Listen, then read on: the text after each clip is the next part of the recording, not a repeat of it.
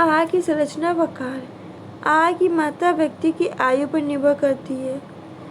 एक युवक के लिए आहार की अधिक मात्रा की आवश्यक होता है। एक युवक के लिए क्या आहार की अधिक मात्रा आवश्यक होती है, जबकि एक बालक के लिए कम आहार की मात्रा आवश्यकता होती है।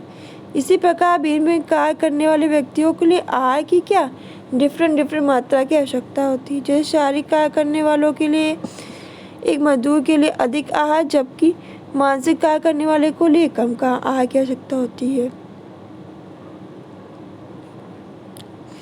विभिन्न आहार सामग्रियों का महत्व। भूख तो लगभग किसी भी खाद्य सामग्री को ग्रहण करके शांत की जा सकती, किंतु शरीर की अन्य मूलभूत आवश्यकताओं के अनुसार भिन्न भिन्न प्रकार की खाद्य सामग्री ग्रहण की जाती है। जैसे कुछ आहार शरीर को ऊर्जा प्रदान करते हैं तो कुछ आहार शरीर की वृद्धि में योगदान देते हैं।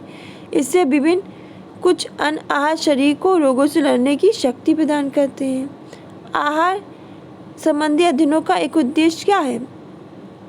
इस प्रकार के समस्त तथ्यों को ज्ञात करना कि कौन से शरीर को ऊर्जा प्रदान कर रहे हैं, कौन से शरीर की वृद्धि में योगदान दे रहे हैं। इन सब तथ्यों को क्या ज्ञात करना। हानिकारक खाद्य सामग्री। तो आहार के व्यवस्थित अध्ययन के बाद जब आहार का वैज्ञानिक अध्ययन किया जाता है, कैसा वैज्ञानिक अध्ययन किया जाता है, तब पता चलता है कि अनेक ऐसी वस्तुएं हैं जिनको खाने से प्रत्यक्ष अप्रत्यक्ष रूप से हानि हो सकती है। उदाहरण रूप से अब यह ज्ञात हो चुका है कि खेसारी दाल खाने से भयानक रोग हो सकता है। इस प्रकार की अनेक खाद्य सामग्रियां हैं जो शरीर के नुकसान पहुंचा सकती हैं। इन तथ्यों को ध्यान में रखते हुए आहार संबंधी ऐसे व्यापक अध्ययन किए जा रहे हैं जिनका उद्देश्य हानिकारक खाद्य सामग्रियों को ज्ञात करना भी है। आहार की भिन्नता।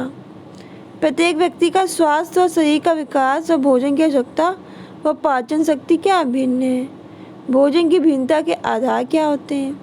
देखिए, पहला तो शारीरिक। शरीर की क्षमता और आवश्यकता के अनुसार भोजन की मात्रा क्या होती है? डिफरेंट होती है।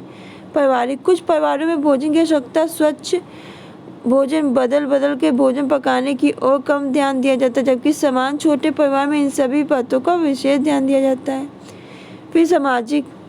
उच्च वर्ग के लोगों का भोजन हल्का संतुलित व निम्न वर्ग के लोगों जैसे मजदूर, किसान व कड़ी मेहनत करने वालों का भोजन भारी व अधिक होता है। धार्मिक। कुछ लोगों के धार्मिक विचारों के कारण भी भोजन में बड़ा अंतर पाया जाता है। वो कहते हैं कि अंडा नहीं खाना, मुझे भोजन में प्याज लहसुन नहीं खाना, तो इसके अंतर। आर्थिक। अमीर गरीब के भोजन में भी बहुत भिन्नता होती है। अमीर 36 प्रकार का भोजन करता तो गरीब रोटी अचार दाल पे जीवन पूरा व्यतीत कर देता है। आपके आहार के 3 प्रमुख कार्य हैं। पहला, शरीर को स्वस्थ बनाए रखना, यानी शारीरिक कार्य।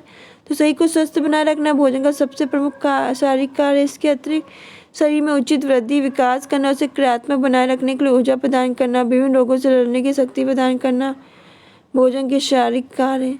सामाजिक कार्य। भोजन हमारे सामाजिक संबंध को बनाता है, इसमें घनिष्ठता उत्पन्न करता है।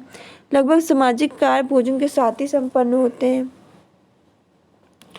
शिशु जन्म, विवाह, मुंडन, नामकरण, जन्मदिन आदि में भोजन प्रमुख भाग होता है। शोक के अवसरों पर भी भोजन बहुत महत्वपूर्ण है। बीमार व्यक्तियों से मिलने जाते समय अपनी भावनाओं का प्रदर्शन हम किसके फल देखकर करते हैं? सूचना कुछ सुनाने के साथ खुशी दर्शाने के लिए भी मिठाई भेंट की जाती है। इस तरह से सुख दुख के सभी सामाजिक अवसरों पर भोजन महत्वपूर्ण होता है। मनोवैज्ञानिक कहानी। भोजन एक ऐसा माध्यम जिसके द्वारा हम अपनी भावना से प्यार सुरक्षा की भावना आदि की संतुष्टि होती है। माँ जब अपने बच्चों के लिए उसका पसंद का भोजन बनाती है तो उसका अपने बच्चों के प्रति प्यार लगाव दर्शाता है। दूसरी तरफ अपनी पसंद का भोजन खाकर बच्चा सुरक्षा का अनुभव करता है।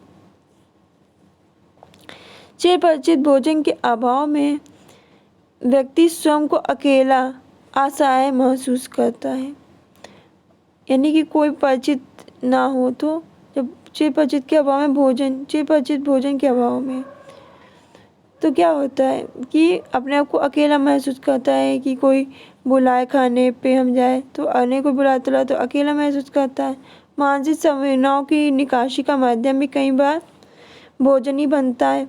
जैसे हम अपना गुस्सा प्रदर्शित करने के लिए भोजन से कहते हैं कि नहीं खाना, अकेलेपन में थोड़ी देर में कुछ ना कुछ ना खाना। हाँ, भोजन से क्या करें, अकेलेपन में थोड़ी थोड़ी देर में कुछ ना कुछ खाना, यानी कुछ ना कुछ अकेलेपन में लग रहा है कि खाओ, मुँह चलाते रहो। बच्चों को दंड या पुरस्कार देने के लिए कई बार भोजन का प्रयोग किया जाता है। आज यानी तुम अच्छा काम किया, तुम्हें अच्छा भोजन नहीं किया तो आज तुमको ये खाना ही पड़ेगा। तो ये था आहार की संरचना, उसके कार्य। तो इसी के साथ ये टॉपिक फिनिश होता है। मिलते हैं नेक्स्ट वीडियो में नेक्स्ट टॉपिक के साथ। धन्यवाद।